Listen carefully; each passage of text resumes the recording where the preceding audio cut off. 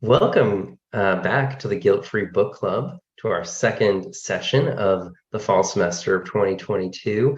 We're really thrilled to be joined by Kate Schneiderman from Emerson College. Very excited to be expanding the circle of the colleges of the Fenway further out geographically. And I am myself a proud alumnus of Emerson College's theater education master's program. So it's a particular joy to have you here. So what we'll do is we'll just go around, introduce ourselves, and share some just initial thoughts, any initial thoughts you have about this idea of representation and how you currently imagine representation in your role at your institution and what reimagining it might even begin to look like. So my name is Josh Luckins, and I work as an instructional designer at the Wentworth Institute of Technology. Megan and I are part of this teaching and learning collaborative and put on this Guilt-Free Book Club. Just this is our second semester doing it, so it's pretty exciting. We really enjoyed it and been enjoying reading What Inclusive Instructors Do, Principles and Practices for Excellence in College Teaching by Tracy Addy et al. For me, I was thinking about reimagining representation or imagining representation as, in the context of like whose voices get to be lifted up in the curriculum, and kind of as in like as I have the opportunity to develop educational materials that would be accessed asynchronously, for example, just making sure or trying to ensure that there are lots of different voices that get to be as part of those artifacts or those learning materials.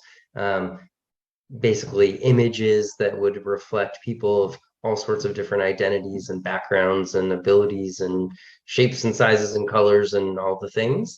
And also just the kind of actual quotations or sources be kind of diverse and come from different voices, just so that when, first of all, there's just a more diverse, broad range of voices that go into the whatever the kind of educational materials are, but also so that people who are accessing it will feel a sense of hopefully belonging and inclusion, that their identity or their way of being, I guess, or doing things is represented, and is they can feel connected to it when they are engaging with the materials. So that's one way that I guess imagine representation, and kind of try and keep it in my consciousness and reimagine it as we create new materials going forward.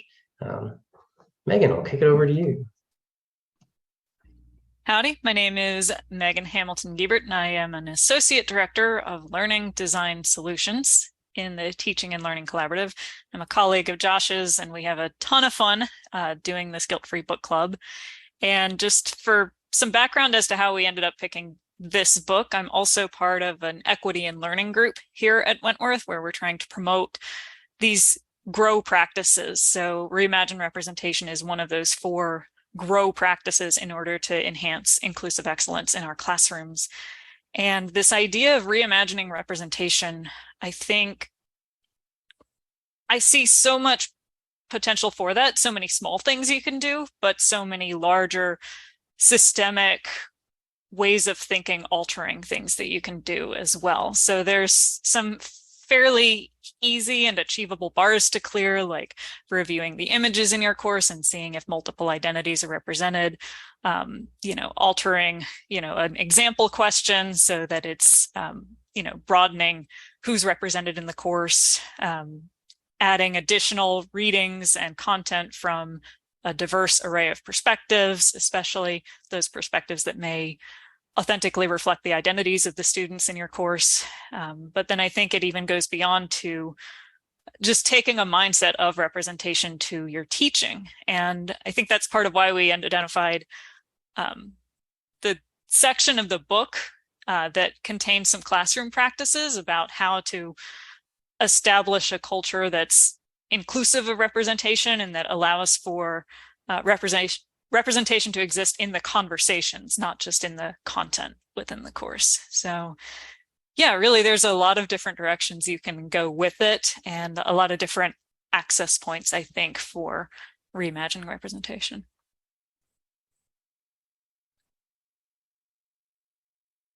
Kate, would you like to share a little bit about yourself and your Sure. representation journey? I'm Kate Schneiderman. I am the School of the Arts librarian at Emerson College, Iwasaki Library. And so I'm coming at this from the point of view of an instructor who is more of a guest speaker. I see students at most once, maybe twice in a semester in a classroom context.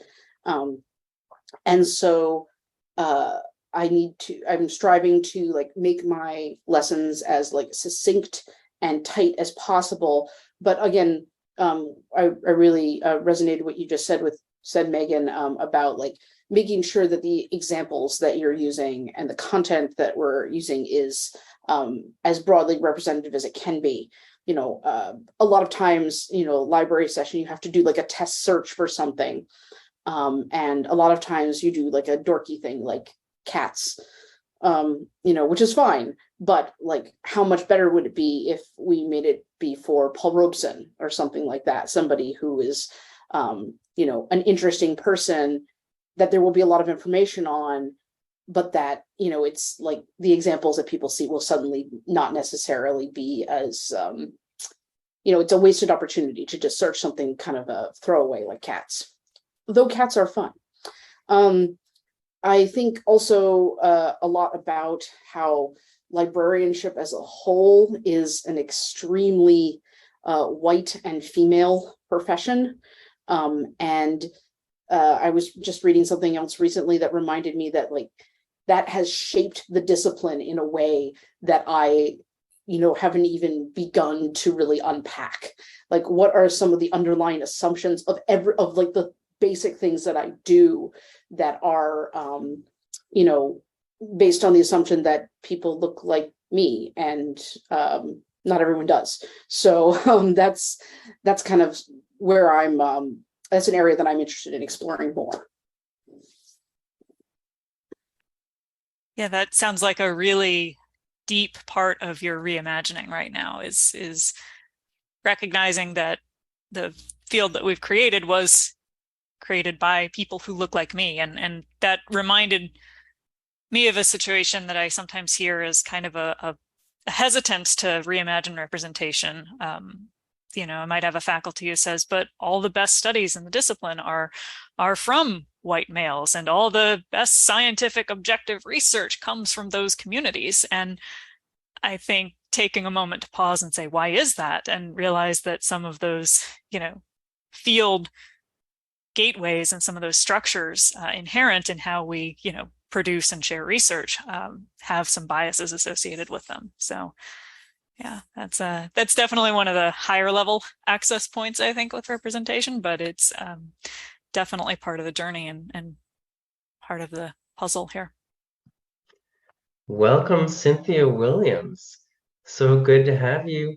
It looks like you're hanging out along with Frederick Law Olmsted. I recognize that bridge as a Olmsted design. Sir. Yes, sir. That's where I am. Let's see. I'm in my office, so I can take off my virtual Oh no, background. I love the background. It's very soothing. Okay. I'll leave it. Yeah. My apologies. I just can't seem to get here by the start of the book club. That's It's all totally right. fine. We are guilt-free for a reason. We are we're recording. We're kind of planning on a shorter session given our attendance today, but we were just sharing some of our thoughts on what representation means to us, what we think about it, and how we could potentially reimagine it. So if you have any thoughts you'd like to share or contribute, feel free. I'm reminding myself about the reading last night. And it's okay if you haven't fully read it, it's all right. And I know sometimes it's kind of a square peg round hole situation where the elements that we grabbed may not relate, they were not specifically designed to the framework that we're applying them to. So this GROW practice of reimagining representation was not used to structure this book, but there is some overlap between some of the ideas and principles that emerged in the book and how they relate to the reimagining. And Yes. and let me introduce you, by the way. Cynthia is a professor of humanities here at Wentworth, and Kate is a librarian at Emerson College. Oh, great. Emerson. Wow. Hi, Kate. So when I think of representation, I think of, I can't help but think of the visual arts and the use of visual images in the class to create bonds, not just with the creator or with the original audience, but among ourselves and between students and faculty and that sort of thing.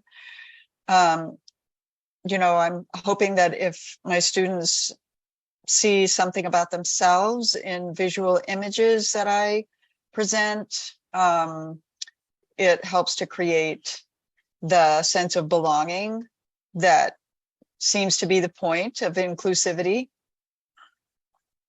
Yeah. Certainly. Images are such a prominent thing to think of because they are so, you know, in our face. Yeah, you can't get around the power of an image, I think, in a course. So that's why they come to mind for me as well when thinking of representation. It's definitely a part of that. And it sounds like we're already putting some practical ideas in the conversation. So feel free to go into the chat and click on that collaborative notes document if you feel like adding any of your thoughts to our kind of learning artifact together. That'd be great as well. And I thought also while we're starting to talk about this chapter, I thought I'd read a few questions from page 51 that the authors propose that we ask ourselves. And they're talking about syllabi, but I want to just expand the definition of syllabi from just that, piece of paper that you might give out to students or put in your LMS to a more broad idea of kind of the curriculum and instruction that you design and whole learning experience that you design. So they ask, and I'm going to modify the question a little bit, but they ask 3 questions. How does the syllabus demonstrate to students that everyone has a place in the field of study? Secondly, how does the syllabus encourage everyone to play a role in the learning process? And third, does the syllabus promote, or how does the syllabus promote the conditions for every student to succeed in the course? So that's something that kind of just questions to reflect on, I guess. And I know that we only have one actual professor who's teaching regular college classes, but all of us are working in ways that involve teaching and learning, and we work with faculty and everything. So are there any thoughts about that, about how our curriculum that we put together, infuses students with feelings of connectedness, belonging, and feeling represented and seen and heard in our classrooms? Well, I'll go first just to say that I'm going to ask you to read the first question again, because that's the one where I said, oh, I'm not very good at that. I don't do that successfully yet. The other two I may have incorporated or borrowed language from other people to use on a syllabi, but the first one, I think I have a ways to go. Yeah, so they ask, how does the syllabus demonstrate to students that everyone has a place in the field of study? Oh, yeah. That's tricky. I dropped it in the chat as well, just for our reference. And I added the how. I think it's a better question that way. It's more open-ended that way, yes. And yeah, I like the idea of exchanging the word syllabus for just classroom environment as well. I think that shows up in the content and the activities that you're doing. Well, I think one thing that might be helpful is for students to get a sense that fields are dynamic and based on questions and study. So, I mean, that questions propel every discipline. And so we all have questions that we bring to a shared project, whatever it is. So maybe providing a sense of where the field is, where it hopes to go, and how everyone can contribute to that, rather than it, a field or a field of inquiry being the special province of a few highfalutin people somewhere. Yeah, that relates tremendously to what I was saying right before you came in, of the idea of scientific research, basically, and why certain identities may be more represented than others in the body of knowledge that we consider, primary research and studies, and realizing that the questions that may be being asked in those professional fields and the way those questions are being asked and analyzed are rife with biases, whether implicit or explicit. So it becomes very, very philosophical right off the bat, which is a little hard to do at 12:30 on a Friday. But the idea of how can we ask more inclusive questions, and make room for those in our classrooms. So I think that relates to making sure everyone has a place. Something I've seen regarding kind of representation is I subscribe to the poem a day email. So every day I get a poem, and they really do a great job of having poets from all over the world and different languages. And they always have the original language and the translation, and it's very cool. It feels really like this very wide spectrum of both styles and voices that are represented. So I think that's something, just that model is something to consider, and also just the ways that professors can, curate this type of thing and make, curriculum or syllabi that have lots of different voices, but they can also empower their students to go out and find resources themselves that they'll share with the rest of the class, or they can focus on for their own studies. And that could apply, obviously, in whatever discipline it is. But I think just as much as we can empower students with the tools that they can have to go beyond, just what's going to happen in the confines of our classroom. And as Kate will probably appreciate this as a librarian, to have the skills to be able to find where they do belong and where there is resonance between their identity and other people who share their stories within whatever the discipline is. That's some kind of powerful skill that they could take with them for the rest of their lives and apply in different contexts.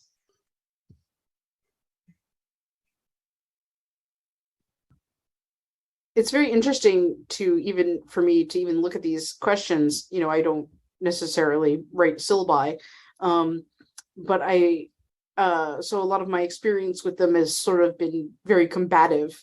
Like, I'll have students come to me and be like, I have a very hard assignment, and then we spend 20 minutes trying to decipher the syllabi that has been constructed over,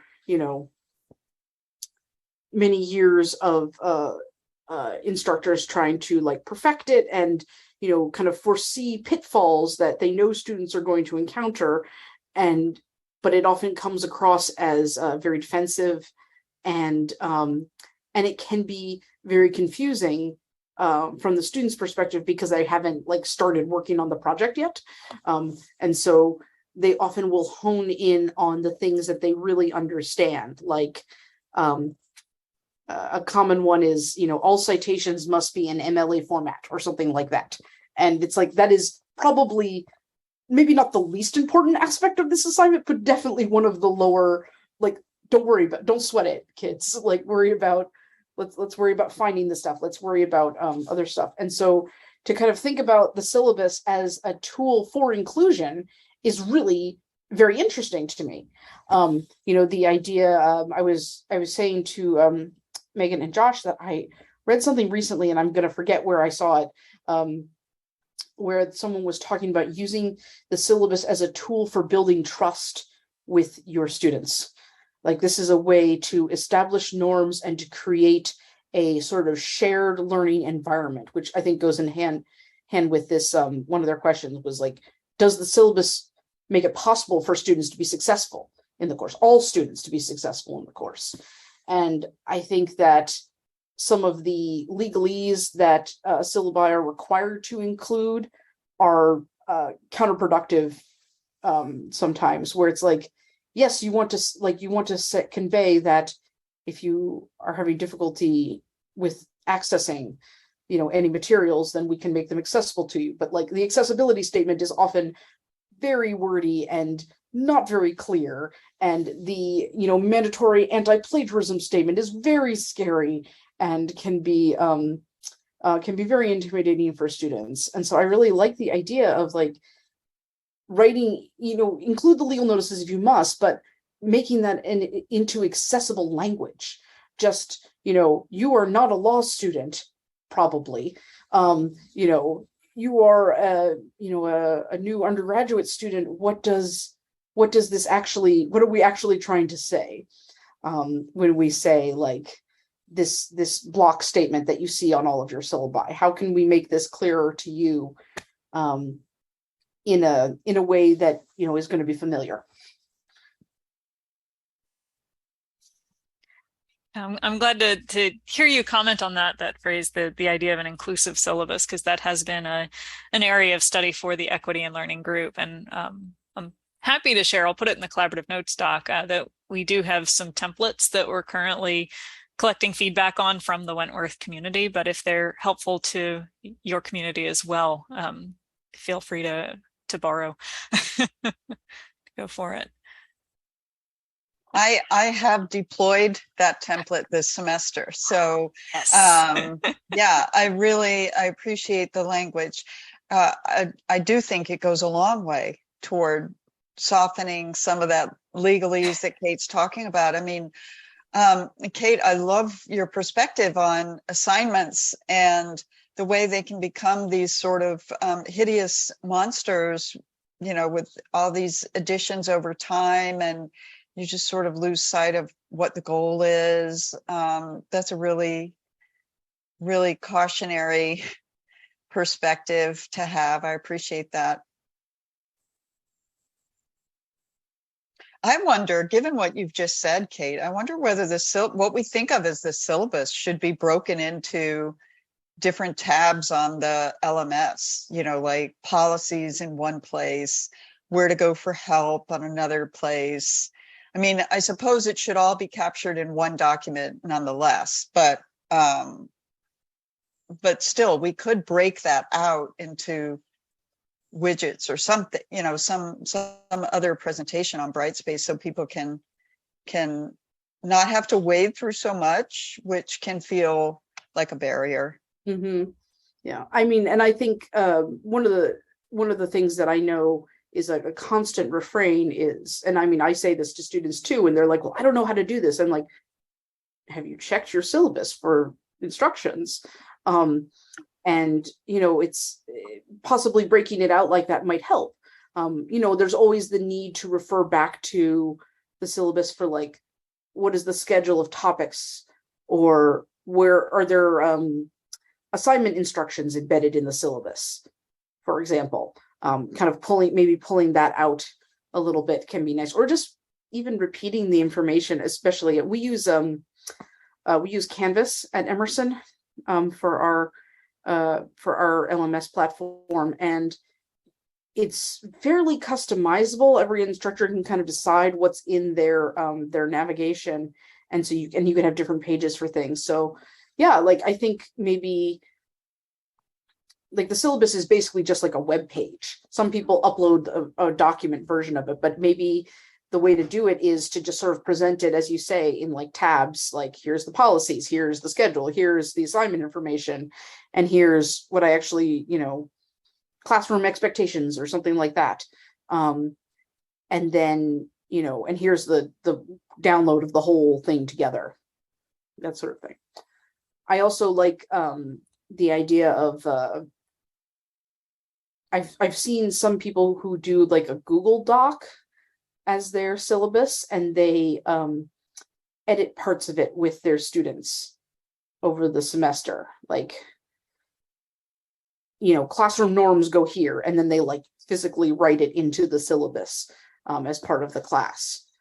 Obviously, there's some things there, you don't want students going in and like changing the due date on something, but I don't think that's necessarily an issue as much, but you can you can always, there are parts of the syllabus that I think are amenable to change. There's always changes that happen, right? Over the course of the semester. But I like the idea of like breaking it down into more manageable and like clearly labeled chunks. I like that we're reimagining everything here. This is great. In order to make a syllabus more representative, we can make it more accessible and more, welcoming and less intimidating, because a 20-page document can be very daunting. So, and I like that we're leveraging our technology tools to try to affect some of that change. So. Yeah, definitely.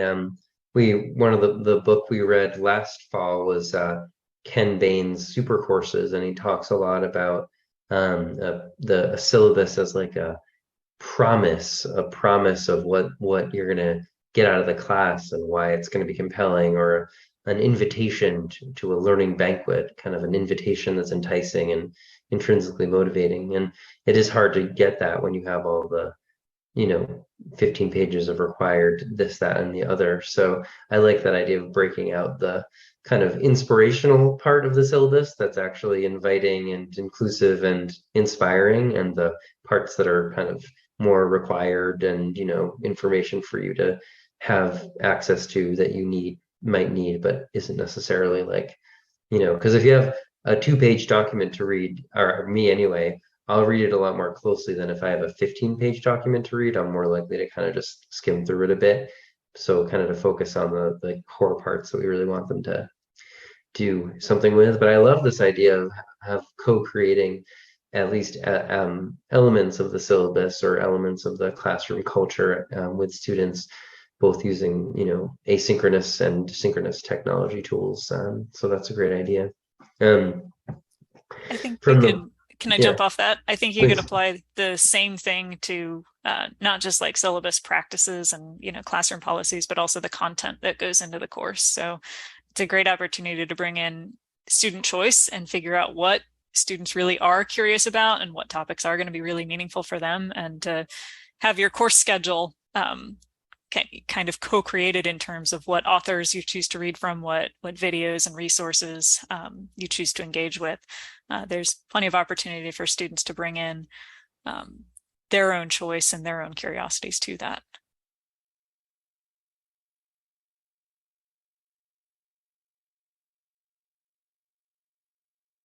Something else from the book, or Cynthia, what were you going to say? I was just going to say I've been sort of noodling over your idea of poem a day, which I also enjoy on a daily basis, and I often pull poems to teach. But now you've got me thinking in a new way about incorporating it later in the semester in English too, in this in the modernism unit, when we're thinking about the connections between the flu of 1918 and what we've all been through. Maybe there's a way to invite students to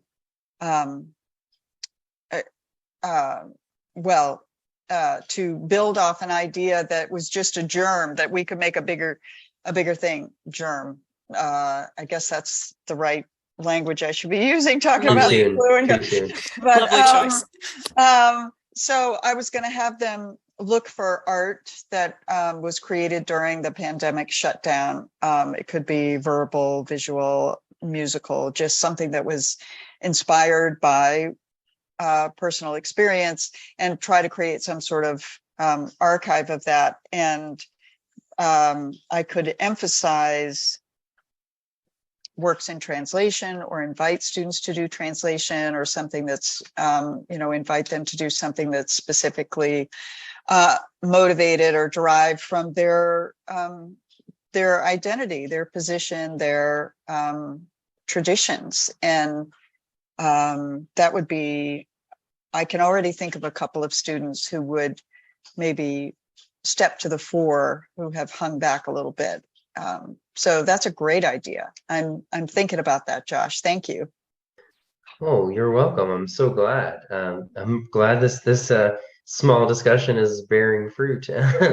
And I also think that relates to reimagining representation. I think that a lot of our students come into maybe a humanities class thinking it's going to be, you know, reading a lot of old, dead writers, or, you know, looking at art from the Renaissance period or whatever. But to be able to say, actually, the cultural artifacts that have been created in the last 2 years are just as fascinating texts for us to study and analyze and make meaning out of. And let's find some that you found meaningful and have connected to. And that's a great way to reimagine representation in and of itself and meet the same learning objectives of, you know, building certain skills in, you know, close reading or analysis or communication.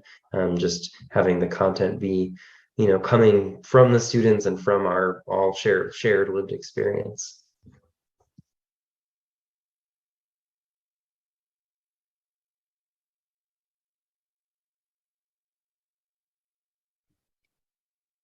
And just as a time check, it's about 10 minutes to 1. How are we feeling about starting to wrap up some ideas with maybe some takeaway actions or some final reflective thoughts? Sure. Yeah. I was going to bring in just a couple things from the book that are just the kind of chapter headings of a couple of ideas that they bring in about how to design an inclusive course. And they raise the things, you know, best practices that we've talked about in other contexts, like universal design for learning, student-centered approaches to teaching, growth mindset, and multicultural and culturally relevant learning in your learning design. And then, you know, just the importance of making space for all students by incorporating diverse perspectives, incorporating resonant course material that's going to resonate with the students' life experiences and aims for what they're in college for. Promoting student engagement is, you know, key for anything that you're going to do, setting the tone for inclusivity, belonging, classroom citizenship, and you know, providing students with the tools for success via multiple modalities of learning and creating structures for inclusivity and shared kind of community. So those are just some of the best practices from the book that I wanted to just drop out there as kind of takeaways for me from these chapters as it relates to inclusive practices. And with that, I'll turn it over to the rest of y'all. Well, thank you. I am actually going to have to sign off. And again, my apologies for not being here for the whole session, but I'm always filled with ideas after the book club. So thank you. And it was great to meet you, Kate. I hope we'll cross paths again. All right. Take care, everyone. Bye, Cynthia. Bye.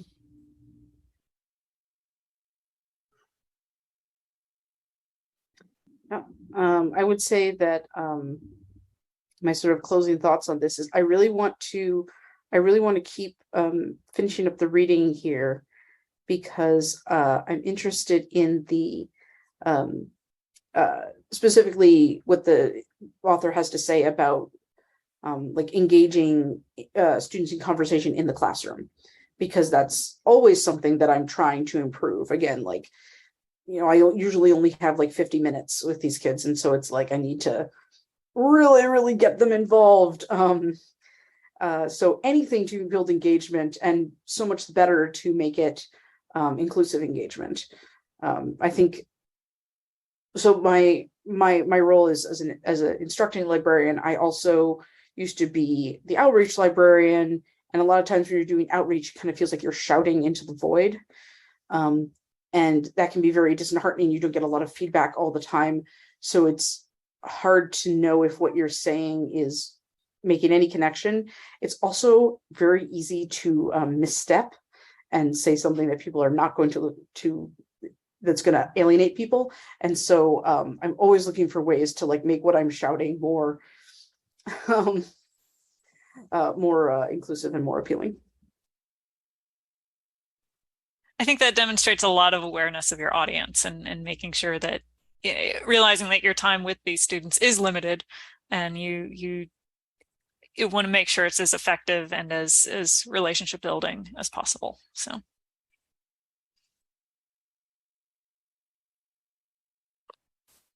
In terms of closing thoughts for me, I'm sorry, Josh, you unmuted. You okay? I try to think of like, small actions that I can take, but as well as larger actions. And I did add a resource to the collaborative notes doc of just some no attribution required photo libraries that I like to go to, Pixabay, Pexels, and Unsplash. So if you're literally looking to bring different images into your course and want to make sure you're doing so in a free, no attribution required way, those are often some useful libraries to start with. I feel like, Kate, I might not need to tell you that given your position. And if you have other suggestions or recommendations specifically as they relate to inclusive imagery, I'm all ears on that. Yeah. I know there's, I believe that there is I think it's a free set of like work related sort of cartoons. Like, I need a picture of people like working at a desk. I need someone holding a document, Mm-hmm. And it's a specifically an inclusive set where all of the people in it have different skin tones. Oh, nice. And I think they also demonstrate a range of genders and ability as well. If I can find it, I'll add it to this. Yeah. The other thing I was going to say is if your institution subscribes to ArtStore, that is a great collection of images from museums. Now it does have a very strong Western focus, so beware. But they're really great images to use, and even if it's like, a crowd scene in a painting, you can zoom in really close. They're very, very high res images. Excellent. And so like, then you do want to use attribution, but they make it very easy for you to do that. Okay. So. Yeah, that's good to know. That's worth checking out at our local library here. So. Mm-hmm. Any last thoughts, Megan or Kate, before we wrap up? Kate, I saw that you also shared an article, 7 Ways Professors Can Help Students Thrive in Times of Trauma. Is that a Macy Maud article? Yes. Okay, I think Josh and I love that article. Oh, man. That's the one I was thinking of that I read a couple while back. And so I was like, yeah. Kate, your life's about to change because Megan and I made a podcast episode of our podcast based on that article. So wait, what is your podcast? Oh, what is our podcast? Oh my gosh. I might have to end the meeting so that we can do our promo for the podcast. Oh, good. So since we're the Teaching and Learning Collaborative, the podcast is the Collab, COLAB, the Collab. There's other podcasts called the Collab, but none of them are the Collab with Josh Luckins. So that's pretty unique. And I think it's episode 5 is the trauma-informed pedagogy. And this afternoon, we are planning on recording a special Halloween spooky radio drama episode. So, find it wherever you get your podcasts, and I love it. Get excited. I worked on one of the things that I did when I at Emerson was I helped redesign a kind of a cool room in the library, which we call the Collab. That's awesome. We should record an episode there just for Definitely. the synergy we need of it. To do it. This is the Collab podcast coming to you live from the Collab. Thanks so much for joining us, Kate. It's been great to talk with you about reimagining representation. And I'm so excited that you'll listen to our podcast. And anyone watching this recording, you should too. We'll put it in the show notes for this episode. Thanks so much. This has been great. Thanks so much for your time, energy, and ideas. And our next session is 3 weeks from now, I believe. So we will optimize learning through accessibility. Ooh, that'd be fun.